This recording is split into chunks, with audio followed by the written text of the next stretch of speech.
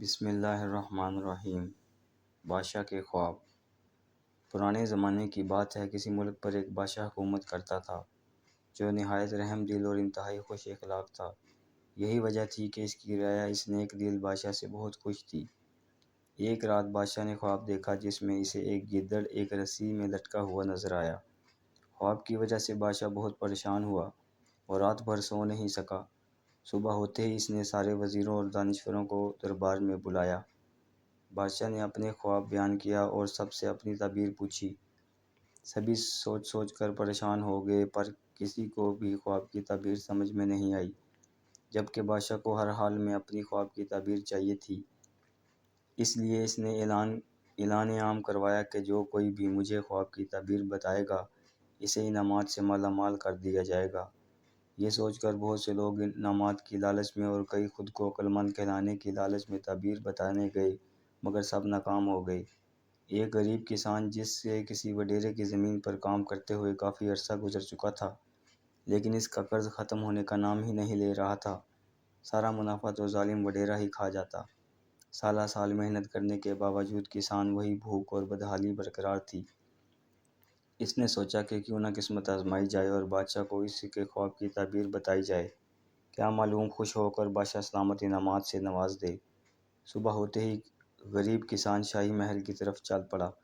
چلتے چلتے راستے میں اس کی نظر ایک سفید پوش بزرگ پر پڑی جو ایک سایہ دار درخت کے نیچے بیٹھے ہوئے تھے۔ کسان نے آگے بڑھ کر انہیں باادب انداز میں سلام پیش کیا اور اپنے آنے کا مقصد بیان کیا۔ بزرگ نے تحمل سے اس کی بات سنی اور بتایا کہ یہ تو ایک معمولی سی بات ہے، تم وعدہ کرو کہ انعام میں جو بھی رقم تمہیں ملے گی اس کا آدھا حصہ مجھے بھی دو گے، تو پھر میں تمہیں بادشاہ کے خواب کی تعبیر بتانے کے لیے تیار ہوں۔ کسان نے وعدہ کر لیا۔ اس بزرگ نے خواب کی تعبیر بتاتے ہوئے کہا، گیدڑ فریب اور چالاکی کی علامت ہوتا ہے۔ اس کا رسی پر لٹکنا اس بات کو ظاہر کرتا ہے کہ ملک میں فریب اور دھوکے بازی بڑھتی جا رہی ہے، اس لیے بادشاہ کو ہوشیار ہو کر رہنا پڑے گا۔ کسان سیدھا بادشاہ سلامت کے دربار میں آیا اور اسے خواب کی تعبیر بتائی۔ بادشاہ کو خواب کی تعبیر پسند آئی اور خوش ہو کر کسان کو مالا مال کر دیا۔ سارا مال سمیت جب وہ واپس آیا تو اس نے سوچا کہ کیوں نہ میں سارا مال اکیلا ہی ہڑپ کر جاؤں۔ بزرگ کو اگر اس مال کا آدھا حصہ نہیں دیا تو وہ کیا کر لے گا۔ یہ سوچتے سوچتے وہ اپنے گھر پہنچ گیا۔ کچھ عرصے بعد بادشاہ کو خواب میں اپنے اوپر ایک باریک دھاگا سے تلوار لٹکتی ہوئی نظر آئی۔ خواب میں دیکھ کر بادشاہ پھر پریشان ہو گیا۔ آخر اس نے کسان کو قاصد بھیجا کہ اب وہ بادشاہ کو اس کے خواب کی تعبیر بتائے۔ کسان یہ بات سن کر پریشان ہو گیا اور مجبور ہو کر دوبارہ سفید پوش بزرگ کے پاس جا کر منت سماجت کر کے خواب کی تعبیر پوچھی۔ بزرگ نے اسے خواب کی تعبیر یوں بتائی کہ تلوار جنگ کی تیاری کی علامت ہے، جس کے لیے بادشاہ کو بھی اچانک حملہ ہو جانے کے لیے تیاری کرنا پڑے گی۔ آخر میں بزرگ نے دوبارہ اپنا حصہ مانگا اور کسان نے حامی بھر لی۔ کسان بادشاہ سلامت کے دربار میں پہنچا اور خواب کی تعبیر سنائی، جسے سن کر بادشاہ بہت خوش ہوا اور پہلے کی طرح کسان کو انعامات سے نوازا۔ اس دفعہ وہ جیسے ہی دربار سے لوٹا تو راستے میں انہیں سفید پوش بزرگ کو اپنے منتظر پایا۔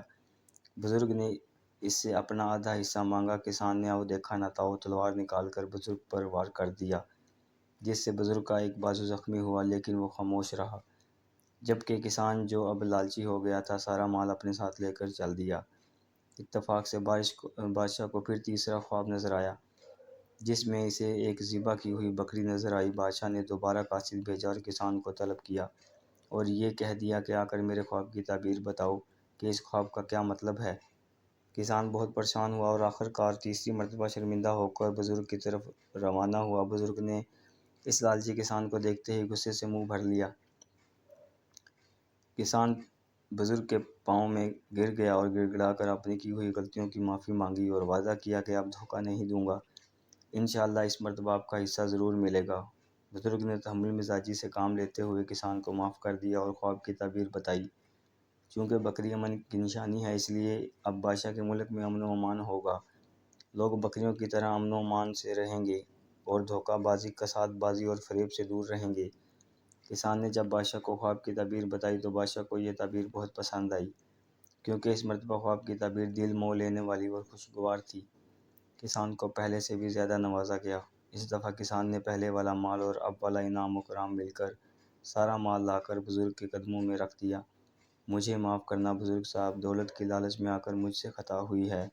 میں اپنی غلطی پر شرمندہ ہوں، خدا کے لیے مجھے معاف کر دیں، اور میں اپنے گناہوں پر معافی کا طلبگار ہوں، اور یہ ساری دولت اپنے پاس رکھ لیں اور مجھے معاف کر دیں۔ میں توبہ کرتے ہوئے وعدہ کرتا ہوں کہ اب زندگی میں کبھی کسی کو دھوکہ نہیں دوں گا، اور دولت کی لالچ میں آ کر کسی کا دل نہیں دکھاؤں گا، اور اپنی اوقات نہیں بھولوں گا، اور نہ ہی غرور و تکبر کروں گا۔ مجھے معاف کر دیں۔ بزرگ، جو بہت پہنچے ہوئے درویش تھے، نہایت نرمی سے بولے، حقیقت میں آپ کا کوئی قصور نہیں، کیونکہ جب پہلی بار آپ میرے پاس آئے تھے تو اس وقت ملک میں فریبی اور مکاری کا دور تھا، اس لیے آپ بھی ٹھگ نکلے۔ دوسری بار بھی آپ نے میرے اوپر اس لیے حملہ کیا کہ اس وقت سارے ملک میں خون ریزی پھیلی ہوئی تھی، ہر کوئی ایک دوسرے کے خون کا پیاسا تھا، مطلب کہ ملک میں فتنے کا دور تھا۔ اب تو ہر جگہ امن و امان قائم ہے، لوگ ایمانداری اور امن کی زندگی گزار رہے ہیں، اور تمہیں بھی تو اس ظالم وڈیرے سے نجات مل گئی۔